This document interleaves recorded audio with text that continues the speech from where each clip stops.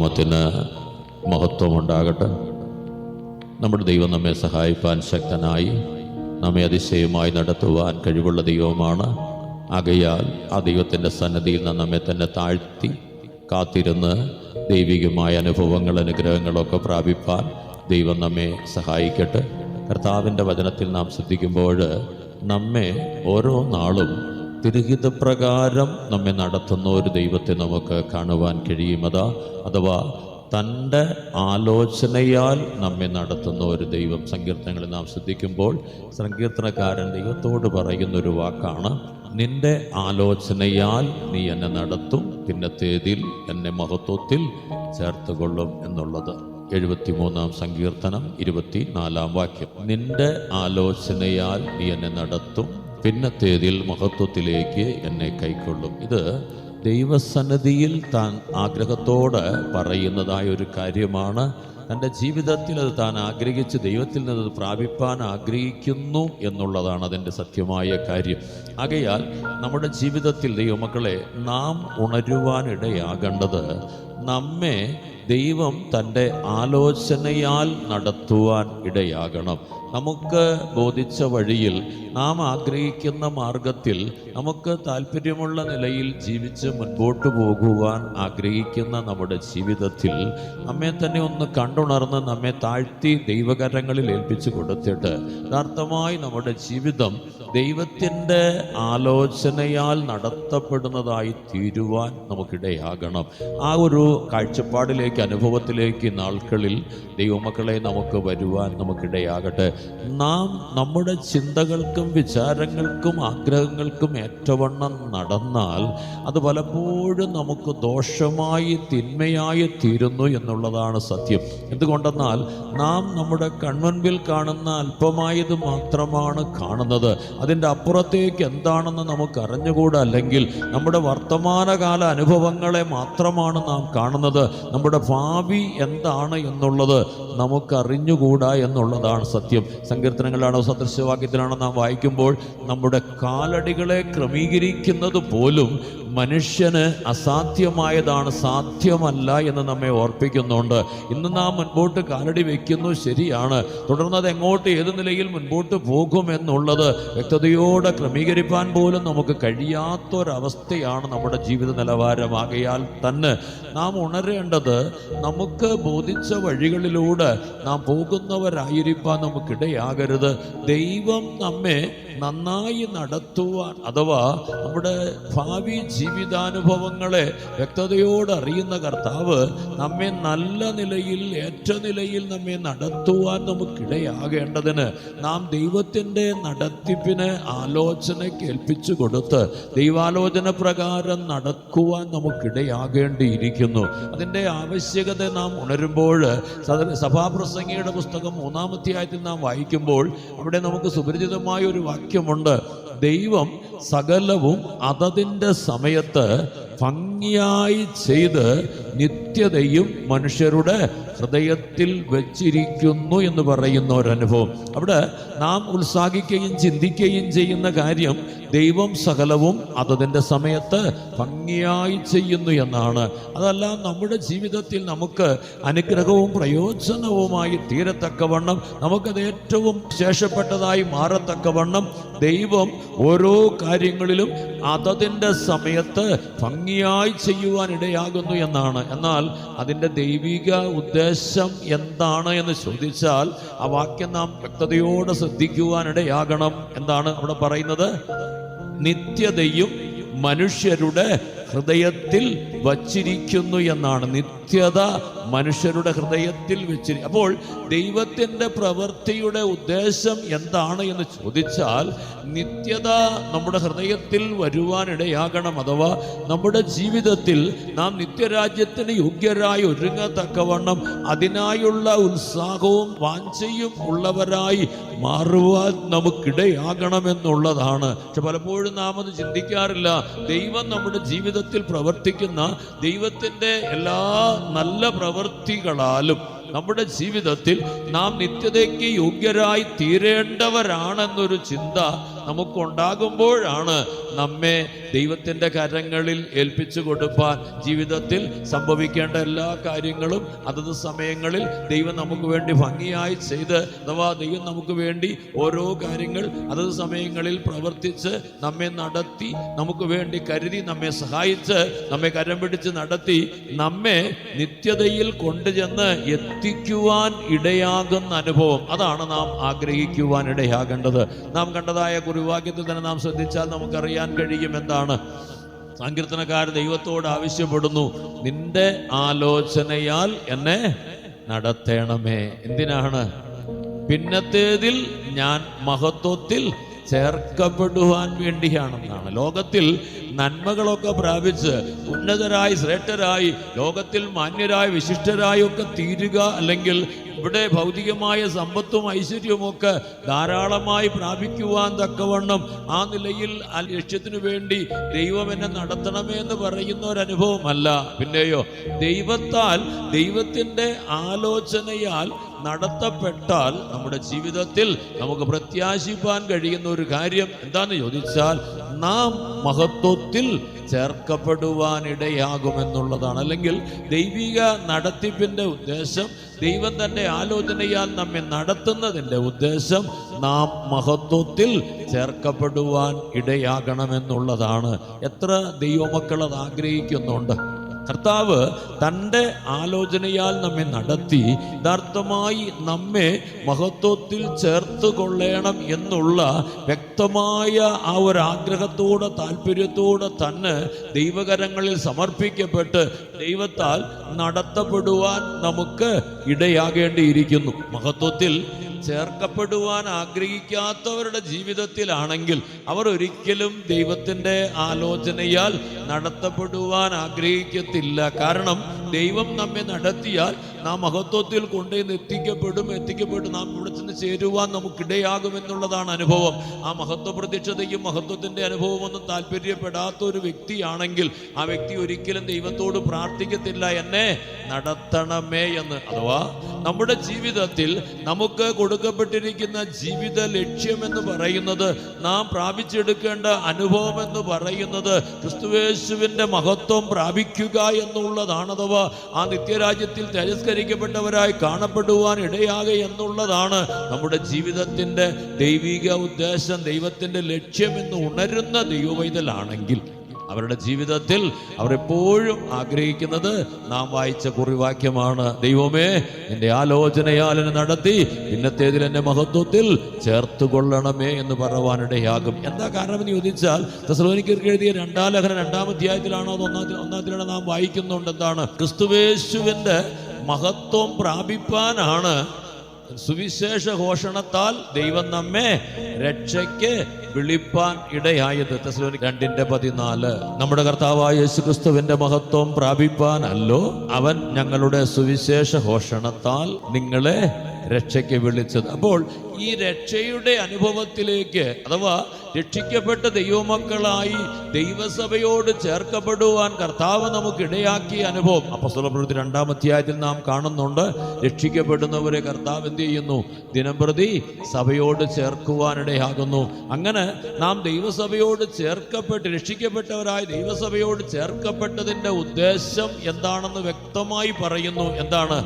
ക്രിസ്തുയേശുവിൻ്റെ മഹത്വം പ്രാപിക്കുക എന്നുള്ളതാണ്. ക്രിസ്തുയേശുവിൻ്റെ മഹത്വം പ്രാപിക്കുക. യോഹന്നാൻ എഴുതിയ 1-ാം ലേഖനം 3-ാം അധ്യായത്തിൻ്റെ 2-3 വാക്യങ്ങൾ നാം ശ്രദ്ധിക്കുമ്പോൾ അതാണ് നമ്മുടെ ക്രിസ്തീയ ജീവിതത്തിൻ്റെ പ്രത്യാശ എന്ന് പറയുവാനിടയാകുന്നത്. നമ്മുടെ കർത്താവ് താൻ ആയിരിക്കുന്നത് പോലെ തന്നെ തേജസ്സിൽ വെളിപ്പെടുമ്പോൾ താൻ ആയിരിക്കുന്നത് പോലെ തന്നെ നാം കർത്താവിനെ കാണുന്നവരാകയാൽ കർത്താവിനോട് സദൃശ്യരാകുമെന്ന് പറഞ്ഞിട്ട് ആ വാക്യം നമ്മെ ഓർപ്പിക്കുന്നു. കർത്താവിൽ ഈ പ്രത്യാശയുള്ള നമ്മെ കുറിച്ച് ഓർപ്പിക്കുമ്പോൾ നമ്മുടെ പ്രത്യാശ കർത്താവ് മഹത്വത്തിൽ പ്രത്യക്ഷനാകുമ്പോൾ തേജസ്കരിക്കപ്പെട്ടവനായി വെളിപ്പെടുമ്പോൾ നാം നമ്മുടെ സ്വന്തം കണ്ണുകൊണ്ട് നമ്മുടെ കർത്താവിനെ കണ്ട് കർത്താവിനോട് അനുരൂപരായി തീരുവാൻ ഇടയാകുമെന്നുള്ളതാണ്.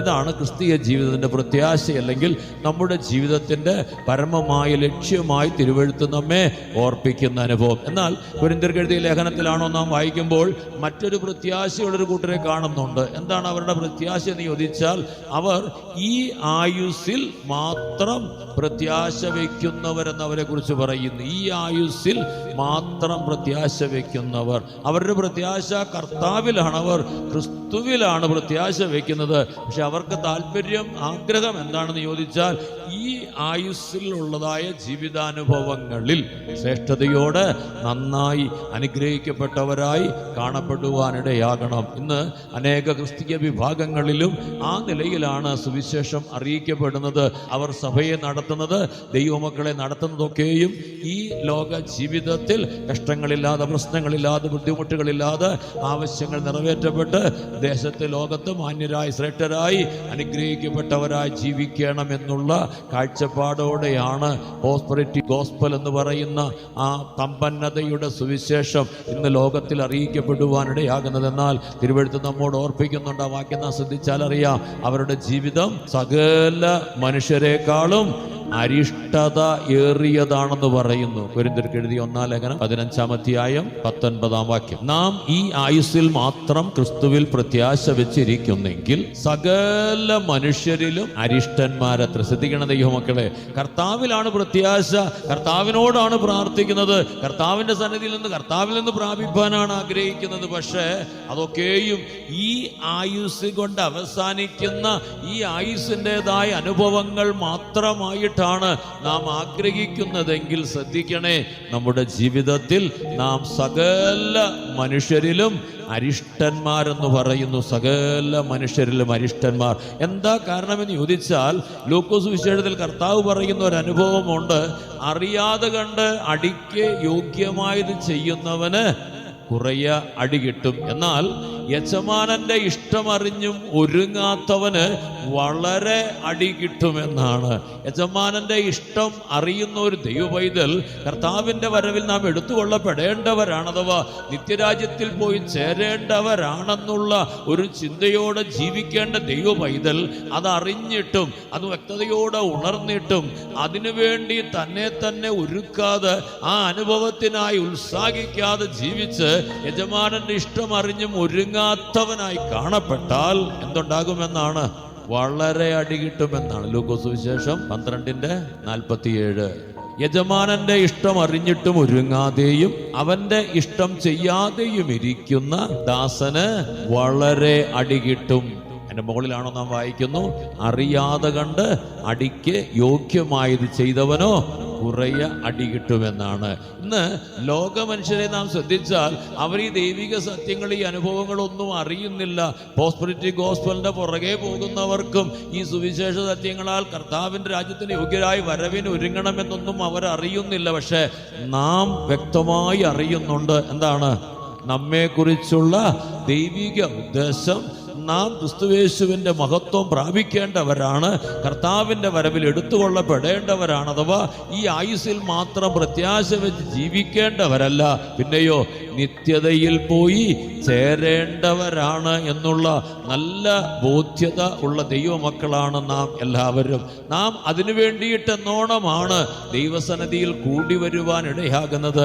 ഓരോ ആഴ്ചകളിലും നമ്മോടുള്ള ദൈവത്തിൻ്റെ ആലോചന ദൈവം നമ്മോട് വ്യക്തതയോടെ അറിയിച്ച് ആ ആലോചന പ്രകാരം ജീവിച്ച് നിത്യതയിൽ ചെന്ന് ചേരുവാൻ ആഗ്രഹിക്കുന്നവരെന്ന ചിന്തയോടെ അല്ലെങ്കിൽ അവസ്ഥയോടെയാണ് നാം ദൈവസന്നിധിയിൽ കൂടി വരുന്നത്, അഥവാ കൂടി വരേണ്ടത്. പക്ഷേ നമ്മുടെ ജീവിതത്തിൽ നാം ആ വ്യക്തതയ്ക്ക് ഇടം കൊടുക്കുന്നവരാണോ? ഈ ആയുസ്സിൽ മാത്രമാണോ നമ്മുടെ പ്രത്യാശ? അതോ കർത്താവിൻ്റെ പ്രത്യക്ഷതയിൽ നാം കർത്താവിനോട് അനുരൂപരായി ക്രിസ്തുയേശുവിൻ്റെ മഹത്വം പ്രാപിക്കും എന്നുള്ള ഒരു പ്രത്യാശയോടെ ജീവിക്കുന്ന ദൈവമക്കളാണോ നാം? ഇതിൽ ഏതെങ്കിലും ഒരു ഗണത്തിൽ ദൈവമക്കളെ നാം വന്നേ മതിയാകൂ. ഒന്നുകിൽ ഈ ആയുസ്സിൽ മാത്രം പ്രത്യാശ വയ്ക്കുന്നവർ, അല്ല എങ്കിൽ നാം നിത്യരാജ്യത്തിൽ പോയി ചേരുവാൻ തക്കവണ്ണം നിത്യതയ്ക്കായുള്ള ഭാഗ്യകരമായ പ്രത്യാശയുള്ളവർ. ഭാഗ്യകരമായ പ്രത്യാശ. തീത്തോസിന്റെ ലേഖനം നാം വായിക്കുമ്പോൾ ആ പ്രത്യാശയെക്കുറിച്ച് അങ്ങനെയാണ് പറയുന്നത്. അതെന്താണെന്നാണ്? ഭാഗ്യകരമായ പ്രത്യാശ എന്നാണ്. ഇന്ന് നമ്മുടെ ജീവിതത്തിൽ നാശയോഗ്യമായ അരിഷ്ടതയേറിയ പ്രത്യാശയുള്ളവരാണോ നാം? ഈ ആയുസ്സിൽ അനുഗ്രഹിക്കപ്പെട്ട് നല്ല നിലയിൽ ശ്രേഷ്ഠതയോടെ ജീവിക്കണമെന്ന് മാത്രം ആഗ്രഹിച്ചുകൊണ്ട് അതിനുവേണ്ടി ക്രിസ്തുവിൽ പ്രത്യാശ വെച്ച് അരിഷ്ടരായി തീരുന്ന സകല മനുഷ്യരിലും അരിഷ്ടരായി മാറുവാനിടയാകുന്ന അരിഷ്ടതയുടെ പ്രത്യാശയാണോ നമുക്ക്? അതോ തീത്തോസ് ലേഖനത്തിൽ വായിക്കുന്നത് പോലെ ഭാഗ്യകരമായ ഒരു പ്രത്യാശ ഉള്ളവരാണോ എന്ന് നമ്മെ തന്നെ വ്യക്തമായി ഒന്ന് പരിശോധിച്ച് ഇതിലേതെങ്കിലും ഒരവസ്ഥയിലാണ് നാം എന്നുള്ളത് ഉണരുവാൻ നമുക്കിടയാകട്ടെ. ഇതിന് രണ്ടിനും ഇടയ്ക്കൊരവസ്ഥയിലൂടെയും ജീവിപ്പാൻ ആഗ്രഹിക്കുന്ന ചില ദൈവമക്കളുണ്ട്. പക്ഷെ വെളിപ്പാട് പുസ്തകം പഠിക്കുമ്പോൾ അവിടെ നാം കാണുവാൻ കഴിയുന്നത് ദൈവം നമ്മോട് ആവശ്യപ്പെടുന്നത് ഒന്നുകിൽ നീ ഉഷ്ണവാനായിരിക്കെ, ഇല്ലെങ്കിൽ നീ ശീതവാനായിരിക്കുക എന്നാണ്. നീ ശീതവാനുമല്ല ഉഷ്ണവാനുമല്ലായകയാൽ ഞാൻ നിന്നെ വായിൽ നിന്ന് ഉമിണ്ണ് കളയും എന്ന് പറയുന്ന ഒരു വാക്ക് നമുക്ക് കാണുവാൻ കഴിയും. ഇപ്പോൾ അത് വിശദീകരിക്കാൻ താല്പര്യപ്പെടുന്നില്ല.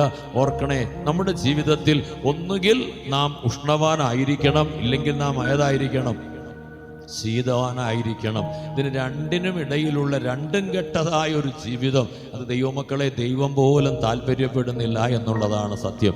ആകയാൽ തന്നെ ഈ നാളുകളിൽ നമ്മുടെ ജീവിതത്തെ നാം ഒന്ന് പുണർന്നുകൊണ്ട് അരിഷ്ടതയുടെ പ്രത്യാശയിൽ ജീവിക്കുന്നവരാകാതെ ഭാഗ്യകരമായൊരു പ്രത്യാശയിൽ ജീവിക്കുന്നവരാകുവാൻ നമുക്ക് ഇടയാകട്ടെ. വായിച്ചേട്ടെ, തീത്തോസിന് എഴുതിയ ലേഖനം 2-ാം അധ്യായം 12-ാം വാക്യം. നാം ഭാഗ്യകരമായ പ്രത്യാശയ്ക്കായിട്ടും മഹാദൈവവും നമ്മുടെ രക്ഷിതാവുമായ യേശുക്രിസ്തുവിന്റെ പ്രത്യക്ഷതയ്ക്കായും കാത്തുകൊണ്ട്. അവിടെ നാം കാത്തിരിക്കുന്ന ഒരനുഭവം പറയുന്നു. അതിൽ ഒന്നാമത്തേതാണ് എന്ത്? ഭാഗ്യകരമായ പ്രത്യാശ എന്ന് പറയുന്നത്. ഭാഗ്യകരമായ പ്രത്യാശ. ദൈവമക്കളെ, ഈ നാൾക്കളിൽ ആ ഭാഗ്യകരമായ ഒരു പ്രത്യാശ നമുക്കുണ്ടാകട്ടെ. നമ്മുടെ ജീവിതത്തിൽ നാം ആ ശ്രേഷ്ഠമേറിയ അനുഭവത്തെ പ്രാപിക്കുന്നവരാകുവാൻ നമുക്കിടയാകണം. ആ ഒരു അനുഭവത്തെ ഹൃദയപൂർവം ആഗ്രഹിക്കുന്ന ഒരു ദൈവവൈതലാണെങ്കിൽ ഒന്നാമത് നാം ഉണരുവാൻ ഇടയാകേണ്ടത് ഒരു കാരണവശാലും നമ്മുടെ മാനുഷിക ഉത്സാഹം കൊണ്ടോ നമ്മുടേതായ പ്രവൃത്തികൾ കൊണ്ടോ നാം എന്തെല്ലാം ചെയ്താലും ആ പ്രത്യാശയുടെ അനുഭവം പ്രാപിപ്പാൻ നമുക്ക് സാധ്യമല്ല എന്നുള്ളതാണ് സത്യം. കാരണം ദൈവം നമുക്ക് ഒരുക്കുന്ന ആ ശ്രേഷ്ഠമേറിയ അനുഭവത്തിലേക്ക് നാം ചെന്ന് ചേരണമെങ്കിൽ നമ്മുടെ മാനുഷികതയിൽ നാം അവിടെ ചെന്ന് ചേരുവാൻ നമുക്ക് സാധ്യമല്ല എന്നുള്ളതാണ് സത്യം. അത് ഉണരണമെങ്കിൽ സങ്കീർത്തനങ്ങളിലും സഭാപ്രസമായ 2 വാക്യങ്ങൾ നമുക്ക് കാണുവാൻ കഴിയും. ഒരു ഭാഗത്ത് നാം വായിക്കുന്ന എന്താണ്? പാർപ്പാൻ തക്ക പട്ടണത്തിൽ ചെല്ലേണ്ടതിന് ദൈവം അവരെ ചൊവ്വേയുള്ള വഴിയിൽ നടത്തുന്നു എന്ന് പറയുന്നു. മറ്റൊരു വാക്യം നാം കാണുന്നത് എന്താണ്? പട്ടണത്തിലേക്കുള്ള വഴി അറിയാത്ത മൂഢന്മാർ തങ്ങളുടെ പ്രയത്നങ്ങളിൽ ക്ഷീണിച്ചു പോകുന്നവരായി തീരുവാനിടയാകുന്നു എന്ന്. ഇവിടെ വ്യക്തതയോടെ നാം ഉണരുന്നത് പാർപ്പാൻ തക്ക ഒരു പട്ടണം ഉണ്ട് എന്നുള്ളതാണ്. ആ പാർപ്പാൻ തക്ക പട്ടണം ഏതാണെന്നുള്ളത് തിരുവെഴുത്തുകളെ പഠിക്കുന്ന ദൈവമക്കൾ ശബ്ദമുയർത്തി ഉറക്കെ പറയും. ഏതാണ്? പുതിയ യെരൂശലേം എന്ന വിശുദ്ധ നഗരമാണ് ആ പട്ടണം. ആകയാൽ ആ പട്ടണത്തിൽ ചെന്നു ചേരുവാൻ ആഗ്രഹിക്കുന്ന ഒരു വ്യക്തിയുടെ ജീവിതത്തിൽ 2 മാർഗങ്ങൾ നമ്മുടെ മുൻപിൽ കാണപ്പെടുവാനിടയാകുന്നു. ഒന്ന്, താൻ തനിയെ അതിനുവേണ്ടി പ്രവർത്തിക്കുന്നവനായി തീരുവാനിടയാകുന്ന അനുഭവം. താൻ വളരെ പ്രവർത്തിക്കുന്നുണ്ട്, വളരെ ഉത്സാഹിക്കുന്നുണ്ട്. പക്ഷേ സത്യത്തിൽ സംഭവിക്കുന്നതെന്ന് ചോദിച്ചാൽ ആ പട്ടണത്തിലേക്കുള്ള വഴി അറിയായിക നിമിത്തം ആരായി തീരുകയാണ്? മൂഢന്മാരായി പ്രവർത്തികളിൽ ക്ഷീണിച്ചു പോകുന്നവരായി തീരുവാനിടയാകുകയാണ്. സഭാപ്രസംഗി 10-ാം അധ്യായം 15-ാം വാക്യം. പട്ടണത്തിലേക്ക് പോകുന്ന വഴി അറിയാത്ത മൂഢന്മാർ തങ്ങളുടെ പ്രയത്നങ്ങളിൽ ക്ഷീണിച്ചു പോകുന്നു. ദൈവമക്കളെ, ഇന്ന് നമ്മുടെ ജീവിതത്തിൽ നാം നിത്യതയിൽ ചെന്ന് ചേരുവാൻ, തേജസ്കരിക്കപ്പെട്ടവരായി തീരുവാൻ, പുതിയ യെരൂശലേമിനെ അവകാശമാക്കുവാൻ ഉത്സാഹിക്കുന്ന ഒരു ദൈവപൈതൽ തങ്ങളുടെ പ്രയത്നങ്ങളിൽ അത് പ്രാപിപ്പാൻ ഉത്സാഹിക്കുന്നെങ്കിൽ ശ്രദ്ധിക്കണം കേട്ടോ, വഴി നമുക്കറിഞ്ഞുകൂടാത്തതിനാൽ നമ്മുടെ പ്രയത്നങ്ങളിൽ നാം ക്ഷീണിച്ചു പോകത്തേ ഉള്ളൂ. ഒരിക്കലും നമുക്കവിടെ ചെന്ന് എത്തുവാൻ കഴിയത്തില്ല. കർത്താവിൻ്റെ വചനം നമ്മെ ഓർപ്പിക്കുന്ന ഒരു കാര്യമുണ്ട്. ദൈവം തന്നെ സ്നേഹിക്കുന്നവർക്ക് ഒരുക്കിയിട്ടുള്ളത് ഒരു കണ്ണും കണ്ടിട്ടില്ല, ഒരുത്തരുടെയും ഹൃദയത്തിൽ തോന്നിയിട്ടില്ല, ഒരുത്തരുടെയും കാതുകളിൽ കേട്ടിട്ടുമില്ല. എന്താണെന്നോ ഏതാണെന്നോ എവിടെയാണെന്നോ ഒന്നും അറിയാത്ത ഒരു കാര്യത്തിനു വേണ്ടിയാണ് വിശ്വാസത്തോടെ നാം ഇറങ്ങി പുറപ്പെട്ടിരിക്കുന്നത്. തിരുവെഴുത്തിൽ നമുക്ക് അതിനെക്കുറിച്ച് വ്യക്തമായ ധാരണകൾ തരുന്നുണ്ടെന്ന് നാം ചിന്തിച്ചാലും നാം കണ്ണാടിയിൽ കടമൊഴിയായി കാണുന്ന ഒരു അനുഭവം അല്ലാതെ അതിൻ്റെ വ്യക്തമായ ഒരു അനുഭവം നമുക്ക് ഇതുവരെയും വെളിപ്പെട്ടിട്ടില്ല എന്നുള്ളതാണ് സത്യം. അത് കർത്താവിൻ്റെ പ്രത്യക്ഷതയിൽ മാത്രമേ വെളിപ്പെടത്തുള്ളൂ. ആകയാൽ ആ ശ്രേഷ്ഠമേറിയ അനുഭവം പ്രാപിപ്പാൻ ആഗ്രഹിക്കുന്ന ഒരു ദൈവപൈതലിന് അതിന് എങ്ങനെ ഏത് നിലയിൽ ഒരുങ്ങണം, അഥവാ ഏത് നിലയിൽ ഏതവസ്ഥയിൽ എങ്ങനെ ജീവിക്കണം എന്നുള്ളത് ദൈവം നമുക്ക് അറിയിച്ചു തന്നെങ്കിലേ മനസ്സിലാകുവാൻ ഇടയാകത്തുള്ളൂ. ദൈവം നമുക്കത് വെളിപ്പെടുത്തി അതിനേറ്റവണ്ണം ദൈവം നമ്മെ നടത്തിയെങ്കിലേ നമുക്ക് ആ നിലയിൽ ജീവിച്ച് അവിടെ ചെന്ന് എത്തുവാൻ സാധിക്കത്തുള്ളൂ. അതുകൊണ്ടാണ് സഭാപ്രസംഗിൽ നാം വായിച്ചു കേട്ടത് എന്താണ്? പട്ടണത്തിലേക്കുള്ള വഴി അറിയാത്ത മൂഢന്മാർ തങ്ങളുടെ പ്രയത്നങ്ങളിൽ ക്ഷീണിച്ചു പോകുന്നു. ഇന്നവർ പ്രവർത്തിക്കുന്നവരാണ്, പ്രയത്നിക്കുന്നവരാണ്. പക്ഷെ അവരുടെ പ്രയത്നം അവർക്ക് നഷ്ടമായി തീർന്നിട്ട് പ്രയത്നിച്ച് അവർ ക്ഷീണിക്കുന്നതല്ലാതെ എത്തേണ്ടിടത്ത് എത്തുവാൻ അവരെ കൊണ്ട് കഴിയുന്നില്ല. എന്നാൽ സങ്കീർത്തനങ്ങളിൽ നാം വായിക്കുന്നത് എന്താണ്? 107 സങ്കീർത്തനം 7 വാക്യം. അവർ പാർക്കുവാൻ തക്ക പട്ടണത്തിൽ ചെല്ലേണ്ടതിന് അവൻ അവരെ ചൊവ്വേയുള്ള വഴിയിൽ നടത്തി. ശ്രദ്ധിക്കണേ, ചൊവ്വേയുള്ള വഴിയിൽ നടത്തി. ആര് നടത്തി? ദൈവം നടത്തി. എന്തിനാണ്? പാർപ്പാൻ തക്ക പട്ടണത്തിൽ ചെല്ലേണ്ടതിന്. അങ്ങനെയെങ്കിൽ പുതിയ യെരൂശലേം എന്ന വിശുദ്ധ നഗരത്തിൽ നാം ചെന്ന് നിത്യനിത്യമായ കർത്താവിനോടുകൂടെ അവിടെ പാർക്കുവാൻ നമുക്കിടയാകണമെങ്കിൽ എന്തു വേണം? ദൈവം നമ്മെ നടത്തുവാനിടയാകണം. എത്ര പേർ അതിനെ ഏൽപ്പിച്ചു കൊടുക്കുന്നുണ്ട്? ഓരോ ദിവസവും എഴുന്നേൽക്കുമ്പോൾ കർത്താവേ നീ എന്നെ നടത്തണമേ എന്ന് പറഞ്ഞ് പ്രാർത്ഥിച്ചേൽപ്പിക്കുന്ന ദൈവമക്കൾ എത്ര പേരുണ്ട്? 143 സങ്കീർത്തനത്തിന്റെ 10 വാക്യത്തിൽ പലപ്പോഴും നാം ഉണരുന്ന അനുഭവമാണ് എന്ത്? ദൈവമേ നീ എൻ്റെ ദൈവമാകുന്നു, നിന്റെ നല്ല ആത്മാവെന്നെ നേർനിലത്തിൽ നടത്തുമാറാകട്ടെ, നിന്റെ ഇഷ്ടം ചെയ്യുവാൻ എന്നെ പഠിപ്പിക്കണമേ എന്ന് പ്രാർത്ഥിക്കുന്ന ദാവീദിന്റെ പ്രാർത്ഥനയുടെ ശബ്ദം നമ്മുടെ കാതുകളിൽ മുഴങ്ങുമെങ്കിൽ ഓരോ ദിവസവും അതിരാവിലെ എഴുന്നേറ്റിരുന്ന് ദൈവത്തോട് നാം പ്രാർത്ഥിക്കും. കർത്താവേ ഇന്നീ പകൽക്കാലം അവിടെ നിന്ന് നടത്തണം. കർത്താവേ എൻ്റെ ഈ ജീവിത നാൾക്കളിൽ ഓരോ ദിവസവും അവിടെ നിന്ന് നടത്തുവാനിടയാകണം. ഞാൻ പാർപ്പാൻ തക്ക പട്ടണത്തിൽ ചെന്ന് ചേരുവാൻ ആഗ്രഹിക്കുന്നു. ആകയാൽ കർത്താവ് പാർപ്പാൻ തക്ക പട്ടണത്തിൽ ചെല്ലേണ്ടതിന് എന്നെ നേർനിലത്തിൽ നടത്തണം, എന്നെ ചൊവ്വേയുള്ള വഴിയിൽ നടത്തണമേ എന്ന് പ്രാർത്ഥിക്കുന്നവരായി തീരും. ആരാണ്? ആ പട്ടണത്തിൽ ചെല്ലുവാൻ ആഗ്രഹിക്കുന്നവർ. പാർപ്പാൻ തക്കതായി ദൈവം നമുക്കൊരുക്കുന്ന പട്ടണത്തിൽ ചെല്ലുവാൻ ആഗ്രഹിക്കുന്നവർ. ഇബ്രായലേഖനം 11 അധ്യായം പഠിക്കുമ്പോൾ പഴയ നിയമ ഭക്തന്മാരെ കുറിച്ച് അവിടെ പറയുന്ന ഒരു കാര്യം, അവർ അധികം നല്ലതിനെ സ്വർഗീയമായതിനെ തന്നെ കാംക്ഷിച്ചിരുന്നു എന്നാണ്. എന്താണ് അവർ കാംക്ഷിച്ചതായ ഏറ്റവും നല്ലതായ സ്വർഗീയമായത് ചോദിച്ചാൽ അവിടെ തന്നെ നമുക്ക് ഉത്തരമുണ്ടെന്താണ്? ദൈവം ശില്പിയായി നിർമ്മിച്ചതും അടിസ്ഥാനങ്ങൾ ഉള്ളതുമായ നഗരത്തിനായവർ കാത്തിരിക്കുവാനിടയാകുന്നു. ഈ വാക്യം വായിക്കുമ്പോഴൊക്കെ ചിലർക്കെങ്കിലും നാക്കുപിഴ വരാറുണ്ട്. ചിലപ്പോഴൊക്കെ അറിയാതെയെങ്കിലൊക്കെ പറഞ്ഞു പോകും. എന്താണ്? നരകത്തിനായി കാത്തിരിക്കുന്ന എത്ര പേരുണ്ട്? നരകത്തിലാണ് ചെന്ന് ചേരുവാൻ പോകുന്നതെന്ന് പറഞ്ഞ് ഒരിക്കൽ ഒരു വ്യക്തിയോട് ഞാൻ സംസാരിച്ചപ്പോൾ ആ വ്യക്തി വളരെ ധൈര്യത്തോടെ നല്ല ബോൾഡായിട്ട് എന്നോട് പറഞ്ഞൊരു വാക്കുണ്ട്. എന്താന്ന് ചോദിച്ചാൽ, പാസ്റ്ററെ അവിടെയും ചെല്ലാൻ ആരെങ്കിലുമൊക്കെ വേണ്ടേ, അതുകൊണ്ട് ഞാൻ അങ്ങോട്ട് പൊക്കോളാം. നരകത്തെ കാത്തിരിക്കുന്ന ദൈവമക്കൾ ഇവിടെ ഉണ്ടോ? അതോ ദൈവം ശില്പിയായി നിർമ്മിച്ചതും അടിസ്ഥാനങ്ങളുള്ളതുമായ ആ സ്വർഗീയ നഗരത്തെ കാത്തിരിക്കുന്നവരാണെങ്കിൽ നാക്കുപിഴ വരരുത് കേട്ടോ.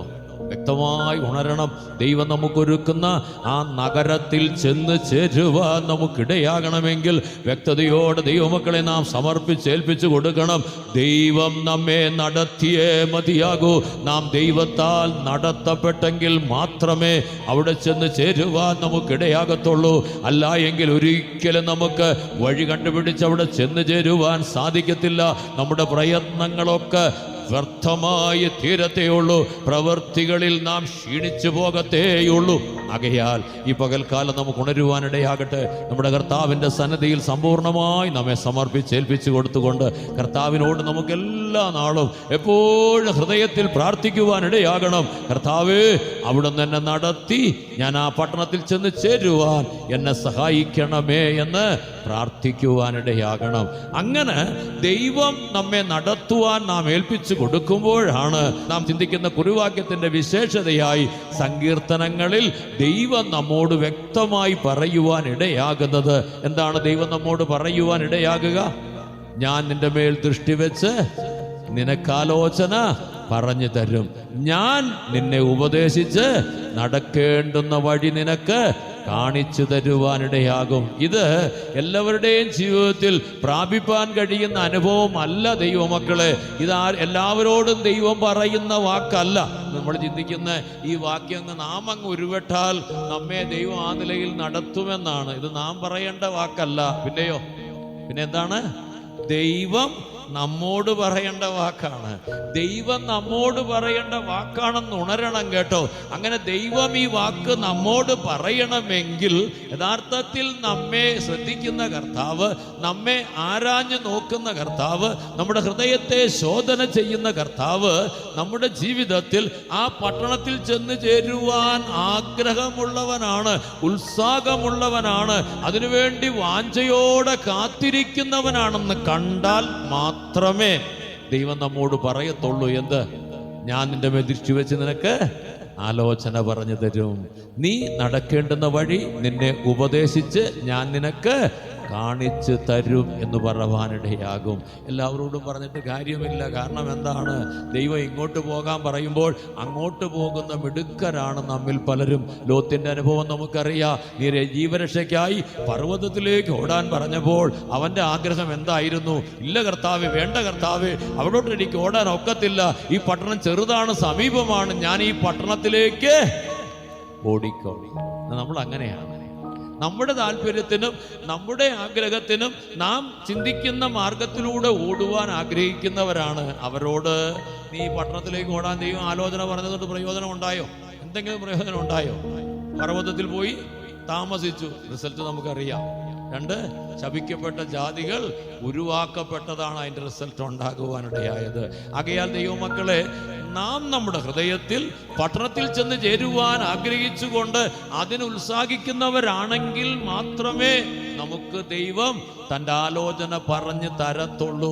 ഇല്ല എങ്കിൽ നമുക്കുള്ളതും പോകുന്ന അവസ്ഥയിൽ നാം ദോഷമായ അനുഭവത്തിലേക്ക് മാറ്റപ്പെടുവാനിടയാകും. പുതുവീഞ്ഞ് പഴയ തുരുത്തിയിൽ പകർന്നാൽ വീഞ്ഞും ഒഴുകിപ്പോകും, തുരുത്തിയും പൊളിഞ്ഞു പോകും, നശിച്ചു പോകുമെന്ന് പറയുന്നത് പോലെ നമ്മുടെ ജീവിതത്തിൽ ആ സ്വർഗീയ പ്രത്യാശയുള്ളവരായി, ആ ഭാഗ്യകരമായ പ്രത്യാശയുള്ളവരായി നിത്യരാജ്യത്തിൽ ചെന്ന് ചേരുവാൻ ആഗ്രഹിക്കുന്ന ഒരു ദൈവപൈതലാണ് നാമെങ്കിൽ മാത്രമേ ദൈവം തൻ്റെ ആലോചനയാൽ നമ്മെ നടത്തുവാനിടയാകത്തുള്ളൂ.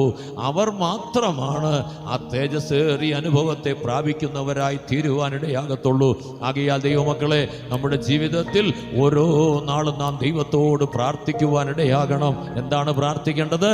ദൈവമേ, അങ്ങയുടെ ആലോചനയാൽ എന്നെ നടത്തണമേ എന്ന്. ദൈവത്തിൻ്റെ ആലോചനയാൽ നമ്മെ നടത്തുവാനിടയാകണമെന്ന്. ദൈവത്തിൻ്റെ ആലോചന എന്ന് പറയുമ്പോൾ നാം മുമ്പേ ചിന്തിച്ച് സങ്കീർത്തനങ്ങളിലെ വാക്യം വെച്ച് നോക്കുമ്പോൾ നമുക്ക് കാണുവാൻ കഴിയുന്നത് അത് ദൈവ സന്നിധിയിലേക്ക് അഥവാ പട്ടണത്തിലേക്കുള്ള വഴിയാണെന്ന് നമുക്ക് അറിയുവാനിടയാകും. ദൈവം തൻ്റെ ആലോചന തന്ന് ആ പട്ടണത്തിലേക്ക് പോകുന്ന വഴിയിലൂടെ നമ്മെ നടത്തുന്ന അനുഭവമാണ് ദൈവത്തിൻ്റെ ആലോചന പ്രാപിപ്പാൻ നമുക്കിടയാകുമ്പോൾ ലഭ്യമാകുന്നത്. ആകയാൽ തന്നെ ഈ ദൈവത്തിന്റെ ആലോചന എന്ന് പറയുന്നത് ഒറ്റ വാക്കിൽ നമുക്ക് നിർവചിപ്പാൻ കഴിയും. അത് ദൈവത്തിന്റെ വഴിയാണ് എന്ന് നമുക്ക് മനസ്സിലാക്കുവാനിടയാകും. അല്ലെങ്കിൽ ദൈവം തന്റെ ആലോചന പറഞ്ഞു തരുമ്പോൾ ആ ആലോചന പ്രകാരം നടക്കുന്നതാണ് ദൈവത്തിന്റെ വഴിയിലൂടെ നടക്കുന്ന അനുഭവം. നിങ്ങൾ ചിന്തിച്ചിട്ടുണ്ടോ? സ്വർഗത്തിലേക്ക് പ്രത്യേകമായി ദൈവം ഉണ്ടാക്കി വെച്ചിരിക്കുന്ന ഒരു നാഷണൽ ഹൈവേ ഉണ്ടെന്ന് ചിന്തിച്ചിട്ടുണ്ടോ? സിയോനിൽ ചെന്ന് ചേരാനേ, സ്വർഗത്തിൽ ചെന്ന് ചേരാൻ ദൈവം നമുക്കൊരു നാഷണൽ ഹൈവേ ഒരുക്കി. പിന്നെ ലോകത്തിൽ എവിടെ പോകണമെങ്കിൽ എന്ത് വേണം? ഏതെങ്കിലും റൂട്ട് വേണം, ഇല്ലേ? ഏതെങ്കിലും ഒരു റൂട്ട് ഉണ്ടെങ്കിൽ എന്ത് ചെയ്യാനൊക്കത്തുള്ളൂ? അവിടെ ചെന്ന് ചേരാൻ ഒക്കത്തുള്ളൂ. അപ്പൊ ചില ചിന്തിക്കും വിമാനം പോകുന്ന എങ്ങനെ, ഏത് റൂട്ടിൽ കൂടാണെന്ന്. അറിയാവുന്നവർക്കറിയാം, വ്യക്തമായ റൂട്ടുണ്ട്. ആ റൂട്ടൊന്ന് ഇടത്തോട്ടോ വലത്തോട്ടോ മാറിയാൽ ചിലപ്പോ വിമാനത്തിന്റെ ഇടപാട് തീരും. നിശ്ചയിക്കപ്പെട്ട ആ കൊടുക്കപ്പെട്ട റൂട്ടിലൂടെ തന്നെ വേണം വിമാനം പോകുവാനായിട്ട്. ഈയിടെ പേപ്പറിലൊരു ഇത് വന്നപ്പോഴാണ് ഞാൻ കണ്ടത്. എന്താണ്, ഓരോ രാജ്യത്തിൻ്റെയും മുകളിലൂടെ തത്സമയം യാത്ര ചെയ്യുന്ന വിമാനങ്ങളുടെ എണ്ണം ഫോട്ടോ കൊടുത്തപ്പോൾ നക്ഷത്രങ്ങൾ വാരി എറിഞ്ഞിട്ടേക്കുന്ന പോലെ നിറയെ വിമാനങ്ങളാണ്. നമുക്കിവിടെ ഒന്നും കാണാൻ കഴിയുന്നില്ലാത്തത് നമ്മുടെ ഈ ഭാഗത്തൂടെ റൂട്ട് കുറവായത് കൊണ്ടാണ്. വിദേശ രാജ്യങ്ങളിലൊക്കെ തേരപ്പാര വിമാനങ്ങൾ അങ്ങോട്ടും ഇങ്ങോട്ടും പോകുന്ന റൂട്ടുകളിൽ വളരെ വിമാനങ്ങൾ യാത്ര ചെയ്യുന്നുണ്ട്. അവർക്കും കൊടുക്കപ്പെട്ടതായ പാതയുണ്ട്. ആ പാതയിലൂടെ തന്നെ വേണം വിമാനങ്ങളും പോകുവാൻ. എല്ലാത്തിനും അങ്ങനെ തന്നെയാണ്. കപ്പലുകൾക്കാണെങ്കിലും കൊടുക്കപ്പെട്ടതായ പാതയുണ്ട്. ആ നിലയിൽ നാം ചിന്തിക്കുമ്പോൾ നമുക്ക് സിയോനിൽ ചെന്നെത്തുവാൻ ദൈവം ഒരു പാത ഒരുക്കിയിട്ടുണ്ട്. ദൈവത്തിന്റെ വചനത്തിൽ ആ പാതയെക്കുറിച്ച് പറയുന്നത് അത് പെരുവഴി എന്നാണ്. നാഷണൽ ഹൈവേ പെരുവഴി എന്നാണ്. ആ പെരുവഴിയിലൂടെ ദൈവമക്കളെ നാം യാത്ര ചെയ്യുവാൻ നമുക്കിടയാകണം. എങ്കിൽ മാത്രമേ അവിടെ ചെന്നെത്തുവാൻ ഇടയാകത്തുള്ളൂ. ആ വഴി ഏതാണെന്ന് ചോദിച്ച് ചൂണ്ടിക്കാണിക്കുവാൻ പറഞ്ഞാൽ ഈ ലോകത്തിലെ അക്ഷരികമായ വഴികളിൽ ഒന്നിലൂടെയും നമുക്ക് അവിടെ ചെന്നെത്തുവാൻ കഴിയുകയില്ല.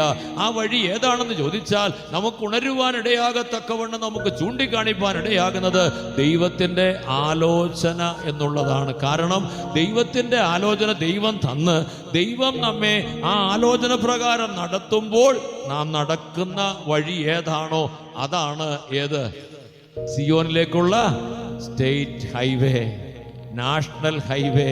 ദൈവം നമ്മെ ഈ വഴി ഇതിലേ പോകാൻ പറഞ്ഞ് ദൈവം നമ്മെ ഈ വഴി ഇങ്ങനെ നടത്തിക്കൊണ്ട് പോകുമ്പോൾ നമുക്ക് ഉണരുവാനിടയാകും. ഇതാണ് സിയോനിലേക്കുള്ള വഴിയെന്ന്. അല്ലാതെ മറ്റൊരു വഴി നമുക്ക് കുറിപ്പാൻ ഇല്ല, അല്ലെങ്കിൽ കുറിച്ചു വെച്ചിട്ടില്ല എന്നുള്ളതാണ് സത്യം. ഒറ്റ വാക്കിൽ പറഞ്ഞാൽ ഒരു വ്യക്തിയുടെ ജീവിതത്തിൽ ആ വ്യക്തി തൻ്റെ ജീവിതത്തിന് ആവശ്യമായ ദൈവത്തിൻ്റെ ആലോചന ദൈവത്തിൽ നിന്ന് പ്രാപിച്ച് ആ ആലോചന പ്രകാരം നടക്കുമ്പോൾ ആ വഴിയാണ് ദൈവം തന്നെ നിത്യതയിൽ കൊണ്ടെത്തിക്കുവാൻ ആഗ്രഹിക്കുന്ന സിയോനിലേക്കുള്ള പെരുവഴി എന്ന്. ഇത് എവിടെയാണ് വെളിപ്പെടുക എന്ന് ചോദിച്ചാൽ സങ്കീർത്തനങ്ങളിൽ നമുക്ക് കാണുവാൻ കഴിയും. എന്താണ്?